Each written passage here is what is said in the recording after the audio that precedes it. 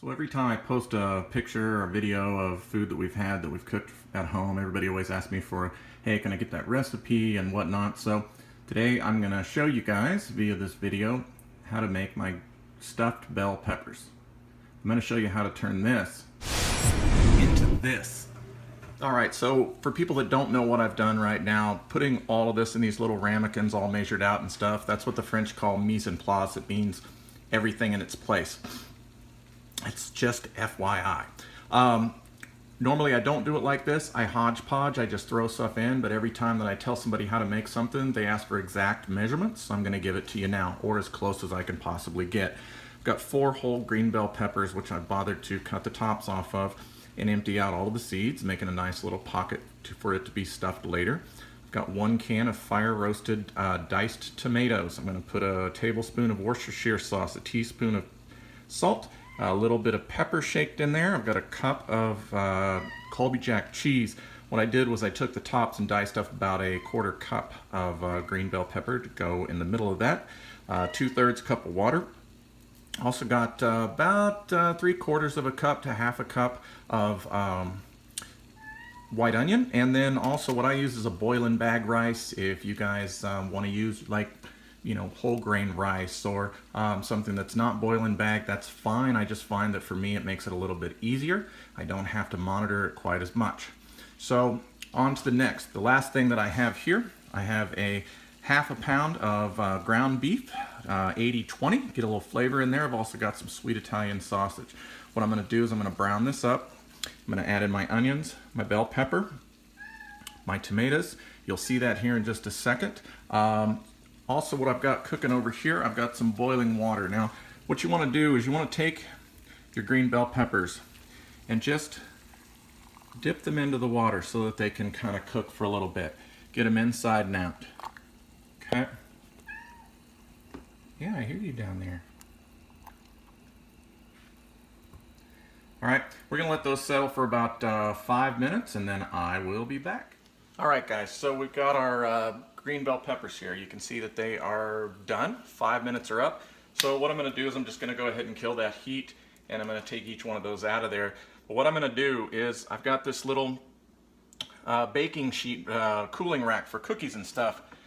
It makes it ideal because you can drain the excess water over them, off of them and onto that, and you're good to go. So what I like to do is sprinkle a little bit of salt on the inside of these just to season just a little bit. It's kind of like seasoning your fries when they come out of the fryer before they dry. Gives it just a little bit of flavor. And that's 3. Turn those upside down. And we're going to leave those alone for just a little bit. Things I almost forgot to tell you guys to do is while you're kind of getting all your ducks in a row here, what I need you to do is you need to preheat that oven. We're going to go to 350 and that is done. Alright, so we're going to throw this together. I've got my ground beef and I've got my sweet Italian sausage in here. We're just going to kind of break that up in the pan. We'll be adding these ingredients in one at a time as we go. There we go.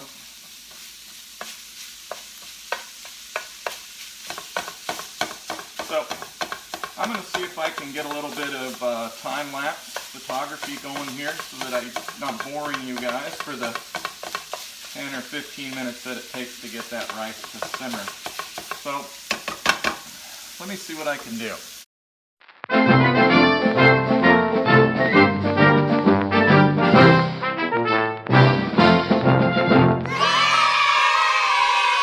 Alright, so as you can see, I've got the ground beef, the sweet Italian sausage, the chopped up and diced bell pepper, and onions. I went ahead and cooked that up until the meat was done and then pulled it off. I drained it. Now we're going to add in our tomatoes. And you can see that I switched pots, because I realized as I was browning that stuff that I didn't have a lid for that one. Well, you're going to need a lid that fits your pot or your skillet. So we're going to add that in there. We're going to get it nice and hot again.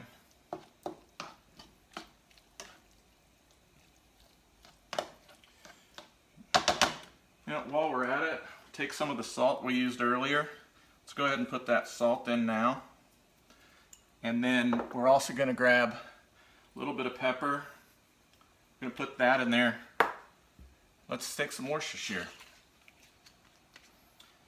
Add that in there as well. About a tablespoon or two. Somewhere along those lines.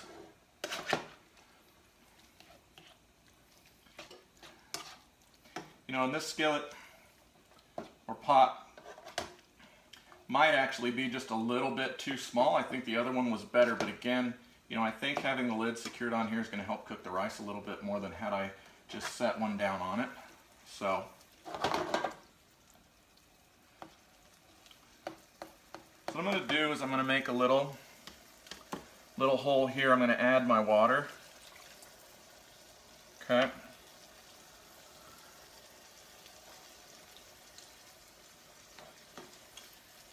Get all that kind of all over, and then take my rice, get my scissors out, since that's the one thing I didn't have. Go ahead and snip this off here. We're going to go ahead and pour the rice down in there. Again, it's boiling bag, but you really want that rice to be in here with all of those juices.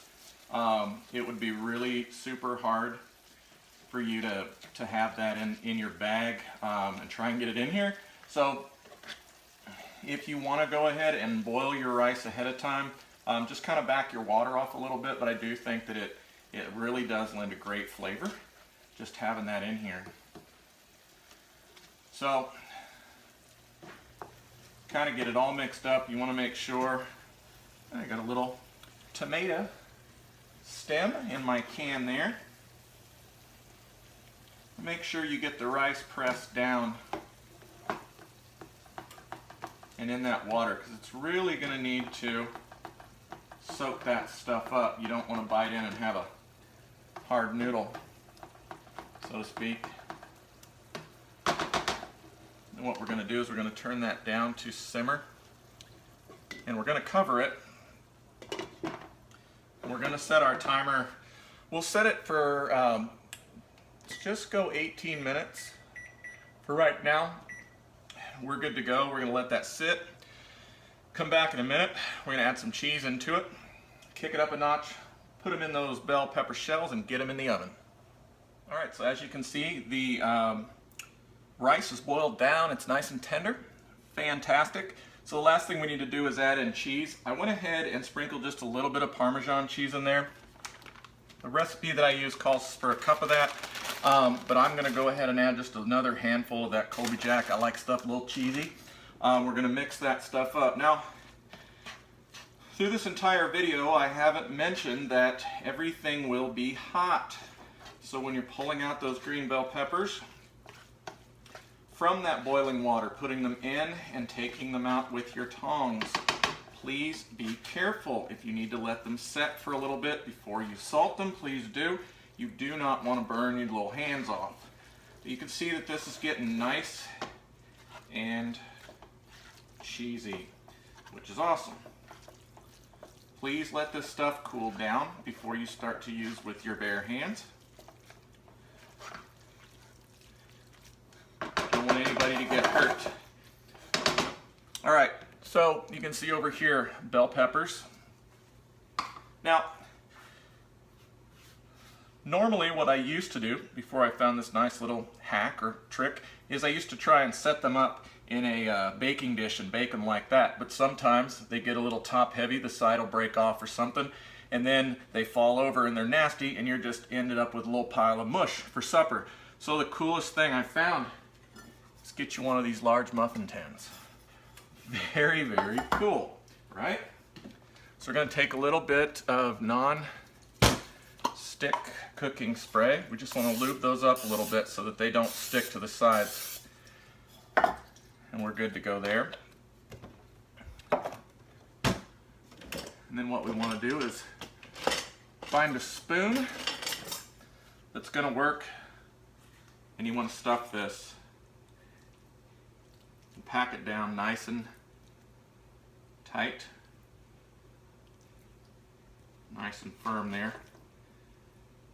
Just keep scooping till you get it nice and even. Please be careful. Again, I'll stress, you can burn your hands, and that isn't fun. So you kind of dome that stuff up on top, like so. And then what you're going to do is just set them down in your baking tin, just like that. It's easy. I'm going to go ahead and stuff the rest of these. Put a little topping on them for a little bit of crunch in this. If you guys like this video, you want to see more, I'd be happy to make more. I always have people, when I post a picture of what we've cooked for supper, you know, well, how do you make that? Or, man, that looks delicious. So I don't mind adding more videos for you guys.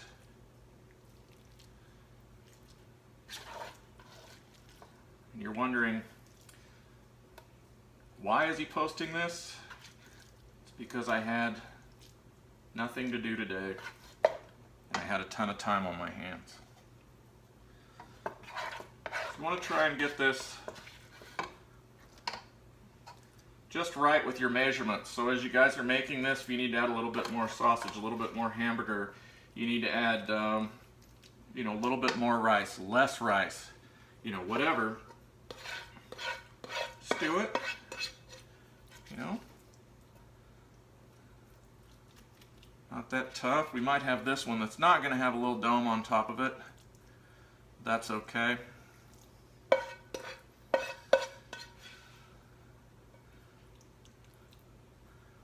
There we go. Look at that. That was almost perfect.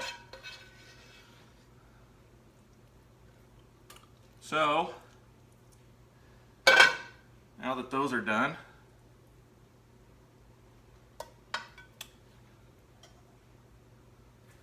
what we're going to do, wash the hands. You don't want to get food all over your kitchen. Normally what I do is add breadcrumbs to the top to let them, it'll brown a little bit. Kind of makes a crisp crust, but I was thinking, why not just do potato chips? They're already crunchy. The oven's only going to crunch them up a little bit more, and everything's cooked in here, so you know you don't have to worry about burning your potato chips. You're really just heating everything back up again. So what we'll do is take some of these potato chips, just a handful, put them in this Ziploc bag, a little bit of the air out. Crunch them up. Plus it's going to add a little bit of salt, so you don't have to really salt them later. And what I'll do, just take a little bit here on top of each one.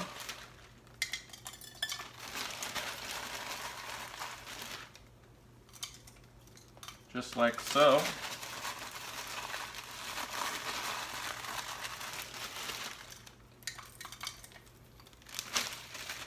Wife's gonna kill me because I've messed up the kitchen. She says you're such a messy cook. I say have fun with it, right? Because you can always clean it up. So what if you're a little messy? So what we're gonna do, we got these. We're gonna open up the oven door, put them in, set our timer for 30 minutes, 35 minutes. And we're gonna eat. All right, so our timer is going off. It's been about 30 minutes. We're gonna reach in and see how we did.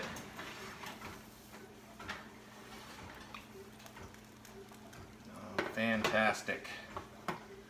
These look really good.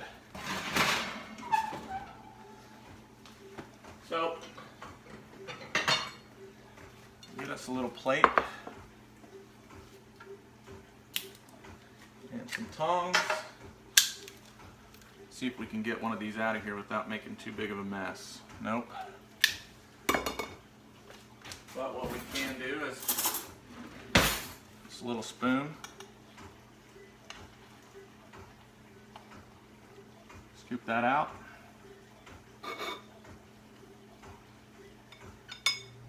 And as you can see, that's the finished product. Like I had showed you guys in the video, they're really simple to make. They're really delicious. You know, if you're a busy person and you need to make this recipe ahead of time and put them in the refrigerator, they are honestly just as good out of the microwave as they are when they come fresh out of the oven.